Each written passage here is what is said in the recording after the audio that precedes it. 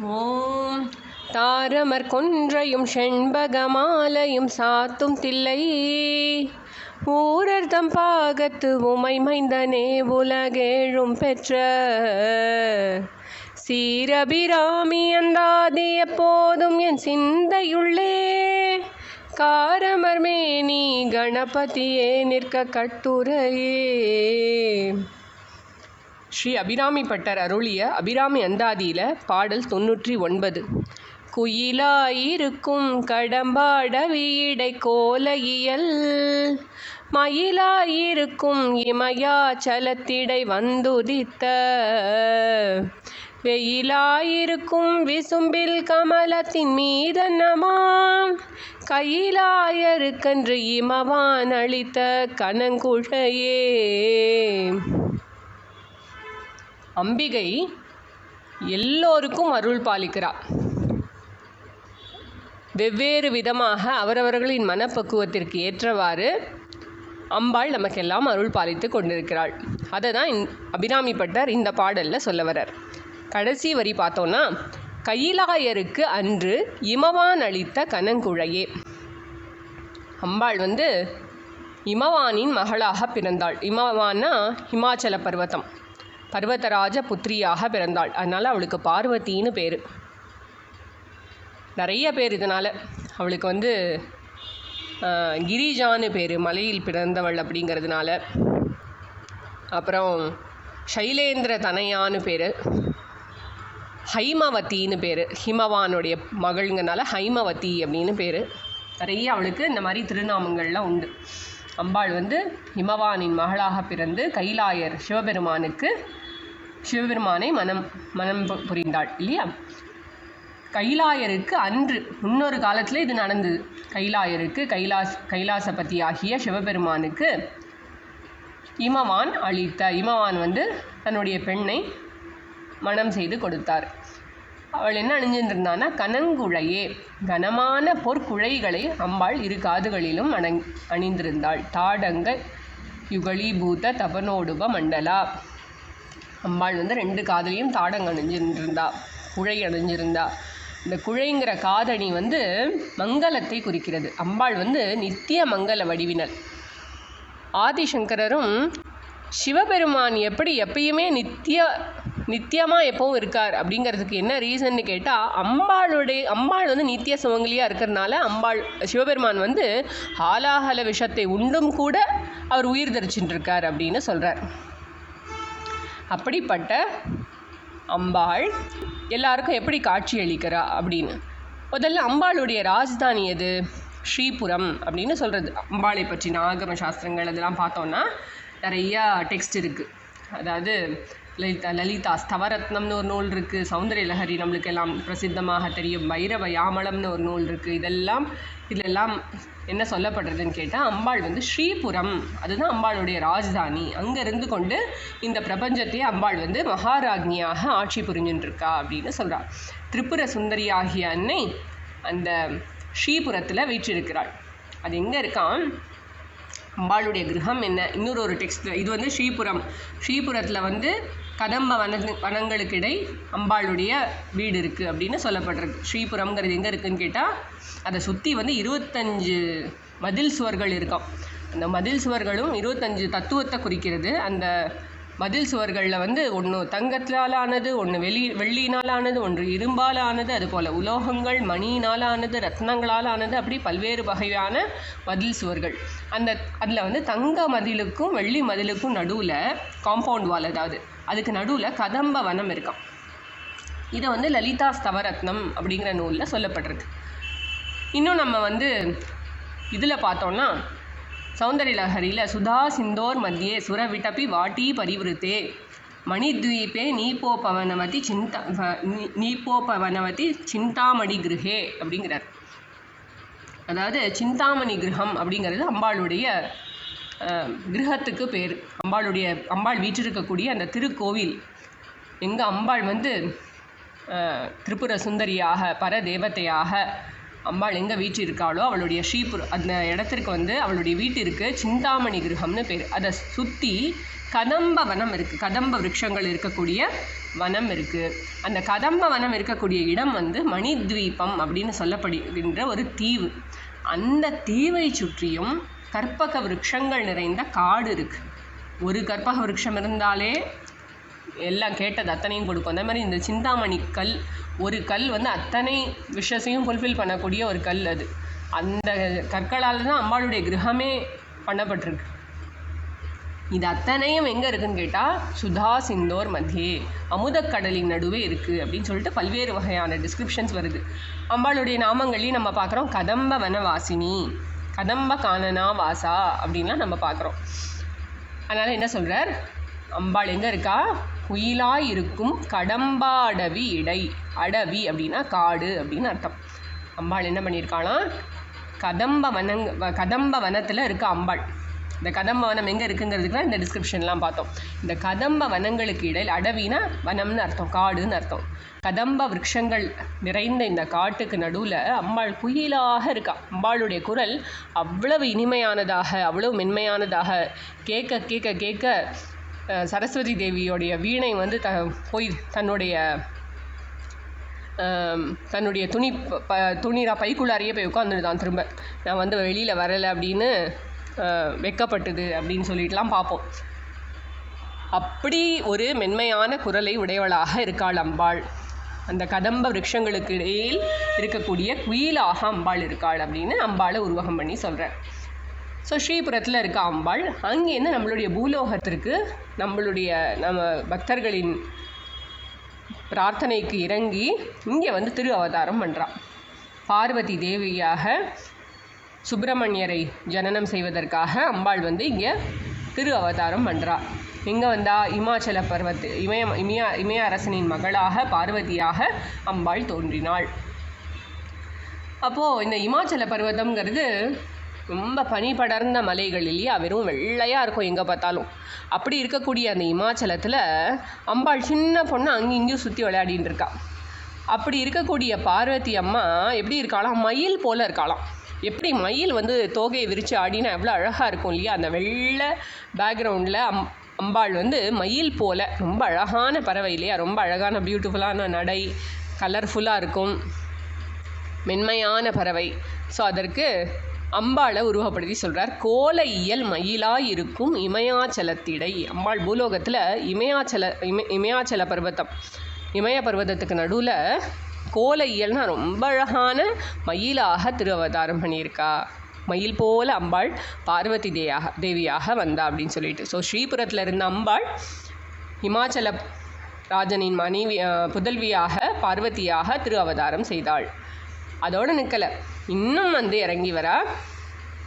உலகத்திலேயே நம்மளுக்கு பிரத்யக்ஷமான தெய்வம், எல்லோருக்கும் கண்கண்ட தெய்வம் யாருன்னு கேட்டால் கதிரவன், சூரிய பகவான். அம்பாளுக்கு ஒரு நாமம் உண்டு, பானுமண்டல மத்தியஸ்தா. இந்த சூரிய மண்டலத்துக்கு நடுவில் அம்பாள் வீற்றிருக்கா அப்படின்னு சொல்லிட்டு. எப்படி நம்மளுக்கு அஜ்ஞானம் போகணும்னா நம்மளுக்கு ஞானம் வரணும். அஜ்ஞானம்ங்கிறது ரொம்ப இருட்டு, நமக்கு எது செய்யறது, எது தப்பு, எதை பண்ணணும், எதை பண்ணக்கூடாது, எந்த பார்த்து சூஸ் பண்ணணும், இந்த சுச்சுவேஷனில் எப்படி நடந்துக்கணும், யாரை சேர்த்துக்கணும், யாரை சேர்த்துக்கூடாது, நம்ம செஞ்சது சரியா தப்பா, பலவிதமான குழப்பங்களில் நம்ம தினசரி அலுவல்களை நம்ம செஞ்சுட்டுருக்கோம். இதில் நம்மளுக்கு யாராவது கொஞ்சம் ஒரு ஞானத்தை கொடுத்தா நம்மளுக்கு மகா சௌக்கியமாக இருக்கும். ஏதோ ஒரு மனசில் பல சங்கடமான ஒரு குழப்பம் இருக்கலாம், நம்ம கொஞ்சம் சாஸ்திர பாட்டம் யார்ட்டையாவது கேட்கும் பொழுது அதற்கான பதில் வந்து நமக்கு அதுலேருந்து கிடைக்கும். நமக்கு எப்படி எடுத்துக்கணும் வாழ்க்கையை, ஏதோ ஒரு விஷயத்தில் நம்ம சங்கடமாகி தவிப்போம். அப்படி இருக்கும் பொழுது அந்த ஞானம் வந்து நமக்கு ரொம்ப பலத்தை கொடுக்கும், மனசில் ஒரு சிந்தையில் தெளிவை கொடுக்கும். அப்படி அம்பாள் வந்து நம்மளுக்கு ஞான பானுவாக இருக்கா. இந்த பானு யாருன்னு கேட்டால், சூரியன் யாருன்னு கேட்டால் வேறு யாரும் இல்லை, அம்பாள் தான். அதுலேருந்து வரக்கூடிய கிரணங்கள் வந்து அத்தனையும் அம்பாளுடைய திரு அவதாரங்கள் தான். இங்கேருந்து வந்து அந்த ஒரு கிரணமும் நம்ம மேலே படும் பொழுது அதெல்லாம் அம்பாளின் அருள் கீற்றுகள். அதெல்லாம் வந்து அந்த நேரம், அந்த மார்னிங் ஆல்ரெடி பாடிட்டார் இல்லையா, அபிராமி பட்டர் உதிக்கின்ற செங்கதிர்னு தான் ஆரம்பித்தார். ஆகையினால அம்பாள் தான் கதிரவனாக இருக்கா. நம்ம நிறைய நேரத்தில் பார்ப்போம், பல விதமான குழப்பங்களோடு நம்ம தூங்கும் பொழுது காலையில் நல்ல ஒரு தூக்கம் தூங்கி எழுந்துக்கிற அந்த மார்னிங் நேரம் எப்படியும் வந்து அப்படியே சூரியன் உதிக்க உதிக்க உதிக்க நம்ம மனசுலேயும் நம்ம அந்த பனி விலகி எப்படி வந்து எல்லாம் தெரியுமோ, இருள் விலகி எல்லாம் தெரியுமோ, அதே போல் நம்ம மனசில் இருக்கக்கூடிய அந்த மூடிய அந்த அஜ்ஞானமும் போய் கொஞ்சம் தெளிவு பிறக்கும். நம்ம நிறைய குழப்பங்களோடு தூங்கி இருந்தோம்னு சொன்னால், அப்பா இப்படி தான் எடுத்துக்கணும், கரெக்டு, நான் ஏன் இதுக்கு தேவையில்லாமல் நான் என் மனசை போட்டு குழப்பிக்கிறேன், இந்த விஷயத்த நான் இப்படி ஹேண்டில் பண்ணுவேன், இந்த விஷயத்த நான் இதோட விட்டுருவேன் அப்படின்னு சொல்லிட்டு நம்ம மனசுலேயும் ஒரு தெளிவு பிறக்கும். நிறைய காரியங்கள்லாம் உற்சாகமாக பண்ண தொடங்குவோம். அதே போல் அம்பாள் வந்து நமக்கு நம்ம மனசில் இருக்கக்கூடிய இருட்டெல்லாம் அகலும்படியாக இருக்கக்கூடிய ஞான சூரியனாக, இந்த உதய சூரியனாகவும் அம்பாள் தான் இருக்கா. அந்த பிரத்யக்ஷமான தெய்வமாக, நம்ம கண்ணால் காணக்கூடிய இந்த தெய்வமாக அம்பாள் தான் இருக்கா. வந்து உதித்த வெயிலாய் இருக்கும் விசும்பில், விசும்புனா வானம்னு அர்த்தம். அந்த வானத்தில், வெயில்னா இங்கே சூரிய பகவான் தான். வந்து உதித்த சூரிய பகவான், சூரிய பகவானாக யார் இருக்கா? அம்பாள் தான் இருக்கா. இன்னும் கிட்டக்க வந்துட்டா. ஸோ நம்ம எல்லாருக்கும் அம்பாள் தான். காத்தால் இப்படி எழுந்து நம்ம பார்க்கும் பொழுது, சூரிய பகவான் உதிக்கும் பொழுது நம்ம யாராக பார்க்கணும்? அது அம்பாள் தான் உதிக்கிறா. அங்கே அம்பாளை தான் நம்ம அங்கே வச்சு மெடிடேட் பண்ணணும், தியானம் பண்ணணும். அம்பாளினுடைய ஸ்வரூபம் தான் சூரிய பகவான்னு புரிஞ்சுக்கணும். அது மாத்திரம் இல்லை, அங்கே மாத்திரம் இல்லை, இன்னும் நெருக்கமாக வந்துட்டாலும். என்னன்னு கேட்டால், யாரெல்லாம் அம்பாளை உபாசனை பண்ணுறாளோ, யாரெல்லாம் அம்பாளை வந்து மனசில் வச்சு உபாசனைன்னு ஆசனம், அருகாமையில் இருத்தல், எவ்வளவு கிட்டக்க நம்ம இறைவனின் அருகாமையில் இருத்தல் அப்படின்னு என்ன அர்த்தம்? நம்ம ஹிருதய கமலத்தில் நம்ம எவ்வளவு தூரம் நம்ம கனெக்ட் பண்ணுறோமோ, பகவானை திரும்ப திரும்ப திரும்ப நினச்சி நம்ம பகவானோட நம்மளுடைய ரிலேஷன்ஷிப்பை ஸ்ட்ரெங்தன் பண்ணணும். எவ்வளவு முடியுமோ மனசால் நம்ம கனெக்ட் பண்ணிகிட்டே இருக்கணும். யோகிகள்லாம் வந்து நிறையா, இந்த உபாசகர்கள்லாம் நிறைய இந்த கிரமங்களோட வழிபடுவாங்க. அவங்களுக்கெல்லாம் வந்து சஹஸ்ரார கமலத்தில் நல்ல யோகி ஆகிட்டாங்க, நிறையா பூஜைகள்லாம் பண்ணி நிறைய யோகியான அப்படிப்பட்டவங்களுக்கெல்லாம் சஹஸ்ரார கமலம், அதாவது இந்த தலை உச்சியில் இருக்கக்கூடிய நம்மளுடைய சக்கரங்கள்லேயே 6 சக்கரங்களையும் கடந்த நிலை, அந்த இடத்துல ஒரு 1000 இதழ் கொண்ட தாமரையில் அம்பாள் வீற்றிருக்கிறாள், அங்கே இருந்து காட்சி அளிக்கிறா அப்படின்னு சொல்லப்படுறது. அது மட்டும் இல்லை, நம்ம உடம்புல இருக்கக்கூடிய இந்த மற்ற சக்கரங்கள்லேயும் அம்பாள் வந்து அந்த சக்கரங்களில் ஆதார கமலமாக இருக்கிறாள் அப்படின்னு நம்ம லலிதா சஹஸ்ரநாமத்தில் நிறைய நம்ம நாமாக்களை பார்க்குறோம். அங்கெல்லாம் அம்பாள் வீற்றிருக்கிறா அப்படின்னு சொல்லிட்டு, அங்கெல்லாம் வந்து அன்னம் போல் அம்பாள் வந்து எழுந்தருளி இருக்காளாம். நம்மளுடைய ஹிருதய கமலத்தில், நம்ம ஹிருதயத்தில் ஒரு லோட்டஸ் நினச்சி, அந்த லோட்டஸ்க்கு நடுவில் மத்தியத்தில் அம்பாள் இருக்கிறதா நம்ம நினச்சி தியானம் பண்ணலாம் நம்ம ஹிருதய கமலத்தில்.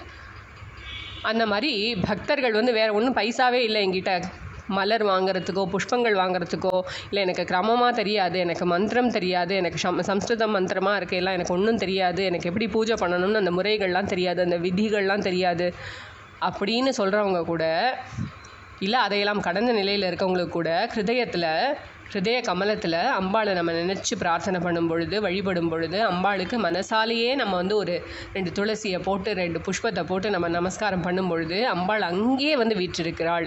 வெளியிலலாம் இல்லை, நம்மளுக்கு அந்தர்முக சமாராத்யா. அம்பாள் வந்து நம்மளுக்கு வெகு எளிதாக காட்சி அளிப்பவளாக இருக்கா. யாரெல்லாம் மனத்துக்கண் அம்பாளை தியானம் பண்ணுறாங்களோ வச்சு, இவரும் சொல்லிட்டார் இல்லையா, மலர்மிசை ஏகினான்னு சொல்கிறார் திருவள்ளுவர். ஆல்ரெடி நம்மளுடைய மனசில் இறைவன் உணர்வாக வீற்றிருக்கிறான், அந்த ஹிருதய கமலத்தில் இதய தாமரையில் உணர்வாக வீற்றிருக்கிறான் இறைவன் சொல்லிட்டார். அதே தான் இங்கேயும் சொல்லப்படுறது. ஹிருதயத்தில் அந்த அன்னபக்ஷியாக அம்பாள் காட்சி அளிக்கிறாளாம். அன்னபக்ஷிங்கிறது வந்து எது பால் எது தண்ணின்னு பிரித்து அறியுமா. ரொம்ப வெண்மை நிறம், அது வந்து சத்துவகுணத்தை ஒரு சிம்பல் மாதிரி சொல்லப்படுறது. அது வந்து எல்லா 3 இடத்துலையும் இருக்கும். வானத்துலேயும் பறக்கும், தண்ணியிலையும் மிதந்து போயின்னு இருக்கும், ஸ்விம் பண்ணி போயின்னு இருக்கும், அப்புறம் எல்லாத்துலேயும் நடந்து போயின்னு இருக்கும், 3 இடத்துலையும் இருக்கும் அது. அந்த மாதிரி அம்பாள் வந்து நம்மளுடைய என்ன விதமான நம்மளுடைய ஸ்டேட்டஸாக இருக்கலாம், மனசில் நம்ம வந்து உத்தம அதிகாரிகளாக இருக்கலாம், மத்தியம் அதிகாரிகளாக இருக்கலாம், மந்த அதிகாரியாக இருக்கலாம், எப்படி இருந்தாலும் சரி, நம்ம உண்மையான பக்தியோட வழிபட்டோம்னு சொன்னால் நம்மளுக்கு ரொம்ப தெரியல, நம்ம சாஸ்திரங்கள்லாம் தெரியல அப்படின்னாலும் உண்மையான பக்திக்கு அம்பாள் இறங்கி வந்து நம்மளுடைய ஹிருதய கமலத்தில் அவள் அன்னமாக காட்சியளிக்கிறாள். கமலத்தின் மீது அன்னமாம். அந்த கமலம் எங்கே இருக்குது? ஹிருதய கமலம். ஹிருதய கமலத்தில் மனசில் நமக்கு அம்பாள் காட்சியளிக்கிறாள், அன்னமாக காட்சியளிக்கிறாள் அப்படின்னு பல்வேறு விதமாக அம்பாள் எப்படி இறங்கி வந்து நமக்கு அருள் பாலிக்கிறாள் அப்படிங்கிறத ரொம்ப அழகாக அபிராமி பட்டர் சொல்கிறார். அதாவது ஸ்ரீபுரத்தில் யாரெல்லாம் தேவி சம்பந்தமாக நிறைய தெரிஞ்சு வச்சுருக்காங்களோ, ஆகம சாஸ்திரங்கள்லாம் படித்து நிறைய அவங்களுக்கு விஷயம் தெரிந்தவர்கள், அவங்களுக்கு அம்பாள் எங்கே இருக்கா? ஸ்ரீபுரத்தில் திரிபுர சுந்தரியாக, அவங்களால அதை புரிஞ்சுக்க முடியும். அதுக்கப்புறம் பார்த்தோன்னா நிறையா புராணங்கள்லாம் படிக்கிறவங்களுக்கு இந்த ஸ்டோரிஸ்லாம் நிறைய தெரியும். பர்வதராஜனுடைய புத்திரியாக அம்பாள் எப்படி ஜனனம் பண்ணா, சுப்பிரமணியர் எப்படி பிறந்தார், எப்படி தபஸ் பண்ணினா அம்பாள், அதெல்லாம் அவங்களுக்கு தெரியும். அதுக்கப்புறம் பார்த்தோன்னா இந்த லலிதா சஹஸ்ரநாமம் இந்த மாதிரிலாம் படிக்கிறவங்களுக்கு நிறையா உத்யத் பானு சஹஸ்ராபா அதெல்லாம் புரியும். சொன்னால் கதிரவனாக இருக்காள். அப்புறம் பக்தியால் யார் பக்தியால் உபாசனை பண்ணுறவங்களுக்கு அவங்களுடைய ஹிருதய கமலத்தில் அம்பாள் வீற்றிருப்பது தெரியும். இப்படி பல்வேறு நிலைகளில் எல்லோருக்கும் விளங்கும்படி அம்பாள் குயிலாகவும் மயிலாகவும் கதிரவனாகவும் அன்னபக்ஷியாகவும் பல்வேறு இடங்களில் அருள் பாலிச்சுருக்கா அப்படின்னு சொல்லிட்டு ரொம்ப அழகாக இந்த பாட்டை அருளி செஞ்சுருக்கார் அபிராமி பட்டர். இன்னும் ஒரு முறை நம்ம இதை பாராயணம் பண்ணலாம். குயிலாயிருக்கும் கடம்பாட வீடை கோலையியல், மயிலாயிருக்கும் இமயாச்சலத்திடை வந்துதித்த, வெயிலாயிருக்கும் விசும்பில் கமலத்தின் மீதனமாம், கையிலாயருக்கன்று இமவான் அளித்த கனங்குழையே. ஓம் சர்வம் ஸ்ரீ ஜகதம்பார்ப்பணமஸ்து.